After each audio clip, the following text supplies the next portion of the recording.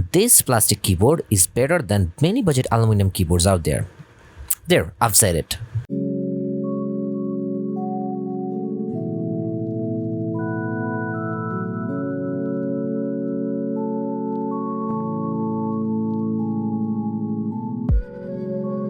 To be honest, it's a great time for the keyboard hobby as a whole. There are so many budget aluminum keyboards coming in right and left, be it pre-built or custom.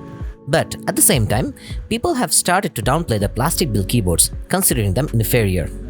Not this one. This is the Infiverse Infi75, a new keyboard from Velocifire Tech costing just $110, who has sent it to me for review. A big thanks to them. This is a gasket-mounted 75% keyboard with enthusiast-grade features, great keycaps and switches, along with a nice programmable display, plus knob and tri-mode connection. Don't get fooled by the plastic case. I'll explain it why later in the video. So buckle up and enjoy the ride. Although this keyboard is available in various colorways, they've specifically sent me the limited keep out edition in this nice colorway plastic case along with the aluminum bottom. At the bottom you can see there is a nice badge. The board also has some additional aluminum weight inside of the case at the bottom to make it heavy. I'm gonna show this in the later part of the video where I'll be opening the board. To be honest, I'm a big fan of this iteration of 75% keyboard.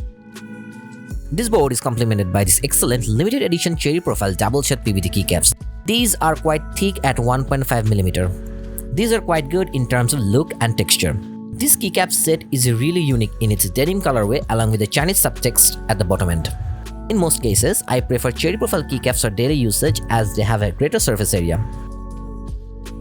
Now, onto the PCB. This PCB is fully hot swap with all kinds of switches and has south-facing RGB LED along with the flex cuts. And surprisingly, the hot swap sockets at TTC which are far more superior than the Kale and Gateron one because they have 10 times the longevity. The combination of flex cut, the polycarbonate plate and the gasket mounting gives the board a very uniform and softer tapping experience with a bit of a flex. The gasket mounting is done with the silicon gasket sockets at the plate which are very similar to that of the QK65. Now about the heart of the keyboard, the switches. This board comes in with Qing Jade Linear switches. This is a pre-looped linear switch made by JWK. It has a long pole stem with 1.8mm springs. The switch has 43 gram of actuation force with 58 gram of bottom of force at a 3.8mm distance. The switch is really smooth to type on and sounds really deep.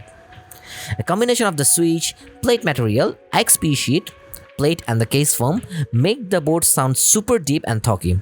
You'll definitely hear how this board sounds during the sound test. And the steps are perfectly tuned from the factory as well. These are plate mounted stabilizers. But also you can put in the screen stabilizers if you don't like the stock ones, as there is a hole in the PCB to insert the screen ones. Well, at this stage, I was going to ask you guys to like my video and subscribe to my channel. I ain't gonna do it this time since most of my viewers don't do it anyways. Okay, back to the video again. Now let me talk about the most unique thing about the board. Knob at the top right and the display at the bottom. This is an LCD display that shows dates, times and your favorite GIF. The knob is pretty cute, but it's not your typical volume control thing. Instead, this acts as a control panel for RGB and volume. Also, the board has nice software to fine-tune every setting, including custom RGB modes, changing GIF to be displayed on the screen, and even remapping the secondary layer. The software looks pretty bare bones, but it gets the job done nicely, so don't rule it out. Also, the board has a tri-mode connection over USB, Bluetooth and 2.4 GHz dongle. You can expect to get a 1000Hz polling rate on wired and 2.4 GHz mode, while 124Hz polling rate on the Bluetooth mode. The battery is 3550 mAh and in my daily usage at workplace with decent sleep time, 25% of battery life lasted me about 3 days, so you can get the idea. I've talked with everything about the keyboard and it's time to hear how this board sounds. In addition to the stock switches, I also did try some of the other switches, so let's hear those.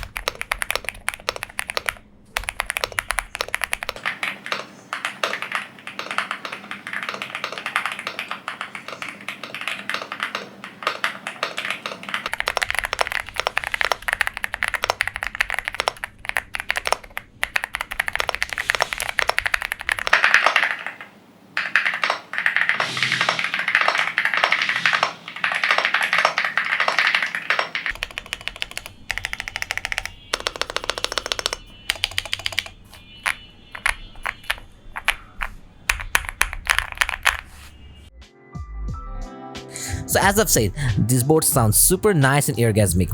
I really like the way it sounded. And judging from the configuration, it's meant to be talky. So I recommend that even if you don't like the stock switches, get any other deep sounding talky switches. While I really dislike the flex cuts, it's surprising that the flex cut here didn't result in a thinner sound. Now, let's find out whether any sort of modding is required and see what's on the inside. For that, I opened up the board. It's actually super easy. Just use a screwdriver with a hex bit to open up the screws. Be careful though, there are ribbons for knob and display which might get teared.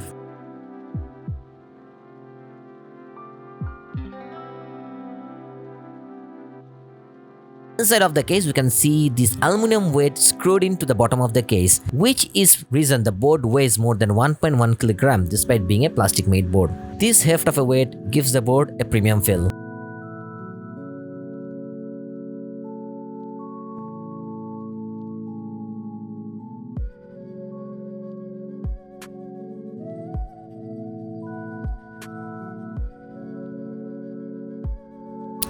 Further, this assembly shows that there is a PET film beneath the IXP sheet. This is probably the reason the flex cut isn't compromising the sound of the board.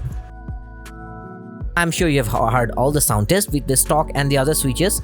It's safe to say that this board needs no modding.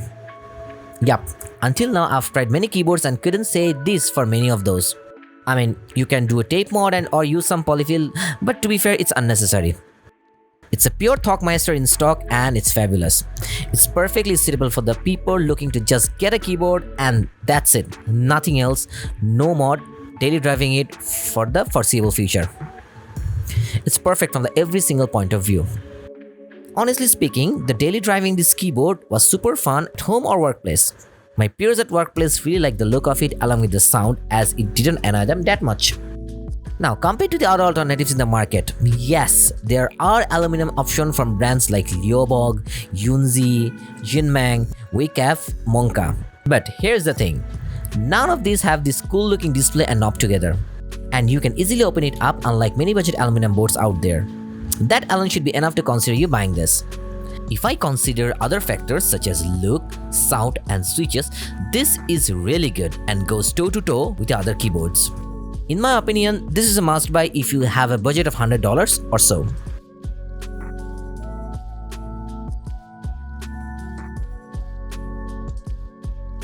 With that, I'm wrapping up today's video.